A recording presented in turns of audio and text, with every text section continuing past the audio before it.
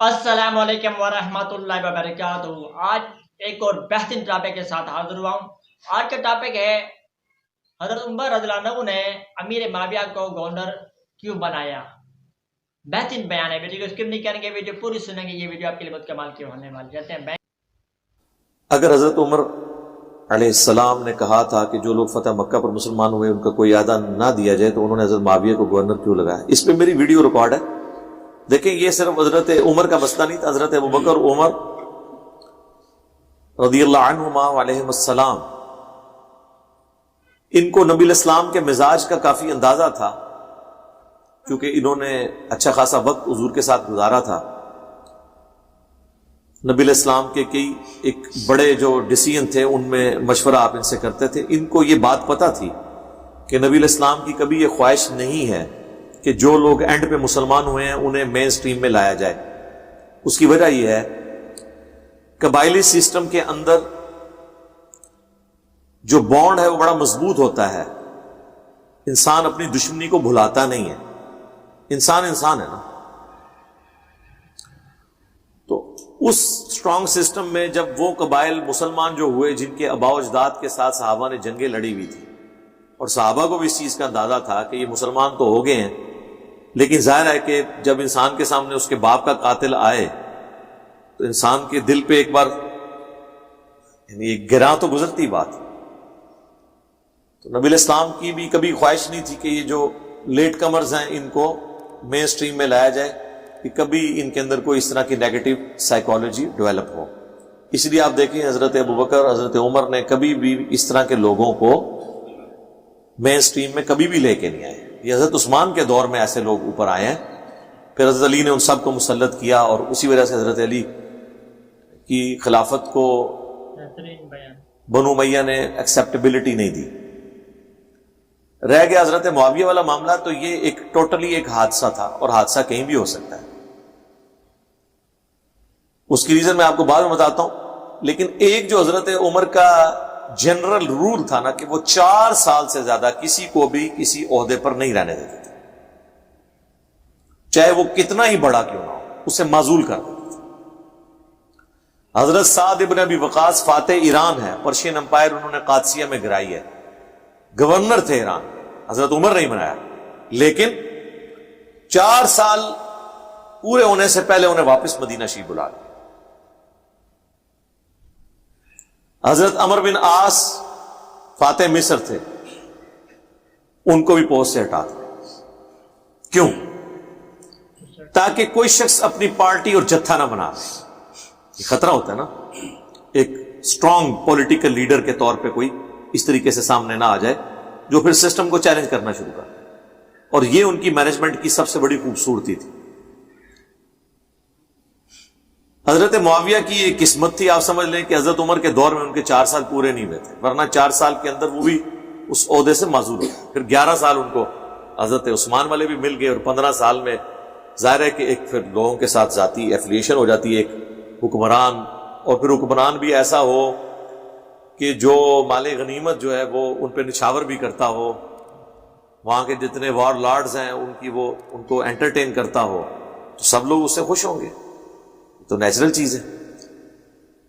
تو اس اعتبار سے وہ دنیاوی طور پر لکی رہے، میں آخرت کے پوائنٹ آف ویو سے نہیں بات کر رہا ان کا بنانا۔ تو اس پہ میری ویڈیو ریکارڈ ہے آلریڈی، اور میں نے اس میں شیخ زبیر صاحب کا وہ کلپ بھی ڈالا تھا، شیخ زبیر علی زئی صاحب سے جو میرے 100 کوسچنز ہیں 17 جون 2009 کو، اس میں بھی انہوں نے ڈسکشن کرتے ہوئے یہ بات کی کہ حضرت یزید بن ابی سفیان رضی اللہ تعالیٰ عنہ کے بارے میں، جو حضرت معاویہ کے بھائی تھے، اور جنگ یرموک میں وہ رومن امپائر کے خلاف ابو عبیدہ ابن جراح کے چند بڑے کمانڈروں میں سے تھے، ان کا ذکر خیر ہو رہا تھا۔ تو اس میں انہوں نے کہا کہ علی بھائی یہ وہی یزید بن ابی سفیان ہے جن کی وجہ سے پھر حضرت معاویہ بھی اوپر آ گئے۔ اب یہ جملہ ایک چھوٹا سا ہے، لیکن اس کے اندر ایک پوری قیامت ہے۔ اس کی شرح میں آپ کو اب بیان کرتا ہوں۔ ہوا یہ تھا کہ حضرت ابو عبیدہ ابن جراح کو عین میدان جنگ میں آرمی چیف لگا دیا۔ اس علاقے میں حضرت عمر نے جس فوج کو لیڈ کر رہے تھے خالد ابن ولید، تاکہ لوگوں کے اندر سے شخصیت پرستی ختم کی جائے، کہ لوگ یہ نہ سمجھیں کہ یہ فتوحات خالد بن ولید کی وجہ سے ہو رہی۔ اور یہی وجہ ہے کہ پھر جنگ یرموک میں کامیابی کے بعد سیدنا عمر نے جو خطبہ دیا مسجد نبوی میں، وہ عمر سیریز کے اندر انہوں نے فلمایا ہے بڑا زبردست۔ جو لوگوں کے دلوں میں قلق تھا نا، اب حضرت عمر کو تو موقع مل گیا نا، فل ٹاس ملی، تو انہوں نے کہا میں ماروں گا چھکا، کہ جو تم لوگ خسر بسر کر رہے تھے کہ بھئی وہ شخص جس کی وجہ سے اتنی فتوحات ہو رہی ہیں، سب سے مین جنگ میں دنیا کی سب سے بڑی سپر پاور کے ساتھ جو فائنل میچ ہو رہا ہے، اس میں آپ نے کیپٹن ہی ہٹا کے تو اس کو صفائی کر دیا ہے اور ایک نیا کیپٹن بھیج دیا ہے، لاجواب بیان۔ اور پھر اس نے وہ میچ جتوا بھی دیا۔ تو پھر حضرت عمر کو موقع ملا، پھر انہوں نے کہا کہ دیکھو خالد بن ولید کے ساتھ میرا کوئی ذاتی مسئلہ نہیں تھا، میں جب لوگوں کی یہ گفتگو سنتا تھا کہ کل کو جب خالد نہیں رہے گا تو پھر اس جہادی معاملات کا کیا بنے گا، تو مجھے یہ چیز کلک کی کہ لوگ جو ہیں وہ تو شخصیت پرستی کا شکار ہیں، ان کا تو عقیدہ یہ ہونا چاہیے کہ فتوحات خالد کی وجہ سے نہیں ہو رہی، رب خالد کی وجہ سے ہو رہی ہے۔ دوسرا، جب کوئی علاقہ فتح ہوتا ہے تو وہاں پہ کوئی ہمیں وار لارڈ نہیں چاہیے جو رعایا کو ہینڈل کرے، بلکہ ایسا شخص چاہیے جسے ہیومن مینجمنٹ آتی ہو۔ اور خالد ابن ولید تو سال ہا سال سے تلوار اور گھوڑے پہ بیٹھا، میں تلوار ہاتھ میں پکڑ کے، ہیومن مینجمنٹ نہیں آتی۔ ہیومن مینجمنٹ کے لیے تو سافٹ بندہ جس کو اچھی صحبت ملی ہوئی ہو، نبی علیہ السلام کا قرب نصیب ہو، صبح و شام آپ کے ساتھ گزارے ہوئے ہوں، تو ابو عبیدہ ابن جرح سے بڑھ کے کون ہو سکتا تھا؟ جو بخاری مسلم میں حدیث ہے، ہر امت کا ایک امین ہے اور میری امت کا امین ابو عبیدہ ابن جرح ہے۔ تو کل کو جب یہ رومن امپائر مسلمانوں کے پاس آئے گی تو یہاں پہ ایسا شخص حکمران ہونا چاہیے جو تلوار اور گھوڑے والا نہ ہو بلکہ ہیومن مینجمنٹ جانتا ہو۔ تو یہ ریزن پھر انہوں نے اس وقت بیان کی۔ اب ابو عبیدہ ابن جرح تو بن گئے وہاں پہ گورنر۔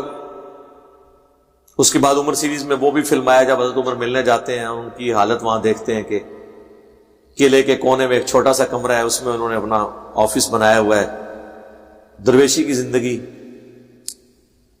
تو وہاں پہ حضرت عمر کہتے ہیں کہ دنیا نے ہر شخص کو دھوکہ دیا ہے سوائے ابو عبیدہ ابن جرح کے، اسے دنیا نہیں بیٹ کر سکی۔ اس کے بعد ابو عبیدہ ابن جرح جو ہیں وہ طاعون کے مرض میں بہترین بیان، شہید ہو جاتے ہیں۔ ہم تو یہ سمجھتے ہیں کہ کوئی اللہ کا نیک بندہ تو وہی ہوگا کہ جو یعنی پورے گھر والوں کو جمع کرے، کلمہ پڑھے اور ساتھ یوں خود ہی اوپر لے کے کفن لیٹ جائے کہ جی میں گیا۔ طاعون کے مرض میں اتنے بڑے بڑے پھوڑے نکلتے تھے، ایک بیکٹیریل ڈیزیز تھی، وائرل ڈیزیز تو نہیں تھی، لیکن بالکل آف کورس آپ سمجھ لیں ایک اس طرح کا مرض تھا جو پھیلتا تھا بیکٹیریا کی وجہ سے۔ اب تو آلموسٹ یہ ختم ہو چکا ہے دنیا، صرف افریقن ملکوں میں ہی رہ گیا۔ لاکھوں لوگ مرتے تھے، ملینز میں لوگ مرے اس مرض سے۔ بخاری مسلم میں حدیث ہے میری امت میں جو مرج ہے اہل ایمان میں سے وہ شہید لکھا جائے گا طاعون کے مرض میں۔ لیکن سر وہ مرنا کوئی آسان نہیں ہوتا تھا، اتنے موٹے موٹے پھوڑے پورے جسم پہ نکلتے تھے، جسم سیاہ پڑ جاتا تھا، ان پھوڑوں میں پیپ پڑتی تھی اور ایک تکلیف سے انسان دنیا سے جاتا تھا۔ ابو عبیدہ ابن جرح اس مرض میں شہید ہو گئے۔ اب ظاہر ہے کہ اس کے بعد نیا گورنر چننا تھا تو کوئی what's app message, phone call, کوئی موبائل فون تو نہیں تھا جناب۔ آلموسٹ کچھ 40 دن کی مسافت ہے مدینہ شریف اور شام کی۔ تو جو پیچھے باقی سینئر اصحاب جو بچے تھے انہوں نے آپس میں مشورہ کر کے معاذ ابن جبل کو گورنر شام چن لیا اور حضرت عمر کو خط لکھ دیا کہ ہم نے یہ چن لیا، بجائے کہ 40 دن خط جانے میں لگے پھر 40 دن آنے میں۔ اتنا بڑا عرصہ آپ رومن امپائر کے بارڈر پہ بیٹھے ہوئے ہیں اور آپ کے اوپر لیڈر ہی کوئی نہیں ہے، کل کو وہ حملہ کر دیتے ہیں تو ظاہر ہے ایک لیڈرشپ کے انڈر ہی آپ نے لڑنا ہوگا نا۔ تو بڑا اچھا ڈیسیژن کیا انہوں نے۔ معاذ ابن جبل جو ہیں وہ چھوٹی پرسنالٹی تو نہیں تھے سر، صرف 28 سال عمر تھی حضرت معاذ ابن جبل کی، اور وہ بھی طاعون کے مرض میں شہید ہو گئے، یعنی وہ جو گورنر بنایا وہ بھی شہید۔ 28 سال کی عمر میں میری تو یار پوری گاڑی بھی نہیں نکلی تھی. ایک بندہ دنیا سے چلا گیا. آج ہم معاذ ابن جبل جب سنتے ہیں نا تو ہم سوچتے ہیں کوئی سفید داڑھی، سفید پگڑی، سفید کرتا. نہیں سر، 28 سال. یہ 28 سال عمر ان کی دنیا سے جانے کی ہے. نبی علیہ السلام کی مبارک زندگی میں چھوٹی عمر میں اسلام قبول کیا. یہ وہی ہیں جن کے بارے میں وہ ابو داؤد اور ترمذی میں حدیث ہے، حضور نے فرمایا معاذ میں تم سے محبت کرتا ہوں. تم کہ یا رسول اللہ میرے ماں باپ آپ پہ قربان، میں بھی آپ سے محبت کرتا ہوں. تو آپ نے فرمایا اے معاذ میری نصیحت یاد رکھنا، فرض نماز کے بعد کبھی یہ دعا نہ چھوڑنا، اللہم اعنی علی ذکرک و شکرک و حسن عبادتک. سنن نسائی میں اللہم کے ساتھ الفاظ ہیں اور ترمذی ابو داؤد میں ربی اعنی علی ذکرک، دونوں الفاظ درست ہیں. اور بخاری مسلم میں جو حدیث جو آپ نے اپنی پیٹھ کے پیچھے سوار کیا تھا اور پھر کہا کہ معاذ جانتے ہو کہ اللہ کا اپنے بندوں پہ کیا حق ہے، ان کا اللہ اور اس کا رسول بہتر جانتے ہیں. اور اس میں وہ بار بار حضور جب کہتے ہیں معاذ وہ کہتے ہیں لبیک یا رسول اللہ، یا رسول اللہ میں حاضر ہوں. یعنی میں آپ کو اس شخص کی خوش نصیبی بتا رہا ہوں. لیکن موت کیسے ہوئی ہے؟ تعاون کے مرض. لہذا اگر کسی کی موت بظاہر دنیا میں اس طرح کی نہیں ہوتی جس طرح کی آپ کو کہانیوں میں بتائی گئی ہے، تو یہ کوئی اس کی بزرگی ختم ہونے کی دلیل نہیں ہے. موت کسی کی ایئر کریش میں بھی ہو سکتی ہے، کسی کی لاش کا مسئلہ بھی ہو سکتا ہے. اور وہ شعر ہے اللہ اور اس کے رسول کا، حمزہ ابن عبد المطلب، المستدرک الحاکم میں حدیث ہے سید الشہداء ہیں حمزہ. اور وہ شخص بھی سید الشہداء ہے جو جابر حکمران کے سامنے کلمہ حق بلند کرے حتیٰ کہ اسے قتل کر دیا جائے. یعنی حسین ابن علی، یعنی امام نسائی، یعنی امام حنیفہ، اور ہر زمانے میں وہ شخص جو حق کے لیے کھڑا ہو. جب معاذ ابن جبل شہید ہوئے تو پھر لوگوں نے مشورہ کر کے یزید بن ابی سفیان کو اگلا گورنر چن لیا، کیونکہ وہ بھی بڑے اصحاب میں سے تھے، نبی علیہ السلام کے ساتھیوں میں سے. اللہ کا کرنا وہ بھی فوت ہو گئے. امت کی ازمائش جو لکھی ہوئی تھی، ازمائشیں پھر اسی طرح ہی آتی ہیں نا. وہ صحیح مسلم کی حدیث ہے نا کہ نبی علیہ السلام فرمایا جب تک میں موجود ہوں میرے صحابہ پہ وہ فتنے نہیں ٹوٹیں گے جو ان کی تقدیر میں لکھے ہیں. جب مجھے اللہ اٹھا لے گا تو ان پہ وہ فتنے ٹوٹ پڑیں گے. اور جب تک میرے صحابہ موجود ہیں اس وقت تک میری امت میں وہ فتنے نہیں ٹوٹیں گے جو میری امت کے مقدر میں ہیں. ظاہر اللہ نے دنیا آزمائش کے لیے بنائی ہے نا. وَلَنَبْلُوَنَّكُمْ بِشَيْءٍ مِّنَ الْخَوْفِ وَالْجُوعِ وَنَقْصٍ مِّنَ الْأَمْوَالِ وَالْأَنفُسِ وَالثَّمَرَاتِ. اور جب میرے صحابہ اٹھا لیے جائیں گے تو میری امت پہ فتنے آ جائیں گے. تو یزید ابن ابی سفیان کو جب انہوں نے گورنر چنا تو وہ بھی فوت ہو گئے. اب وہ شش و پنج میں پڑ گئے کہ کس کو گورنر چنا جائے. پھر کنسنسس کے ساتھ حضرت معاویہ کو چن لیا گیا، اس وجہ سے بھی کہ حضرت معاویہ جو ہے حضرت یزید بن ابی سفیان کے چھوٹے بھائی بھی تھے اور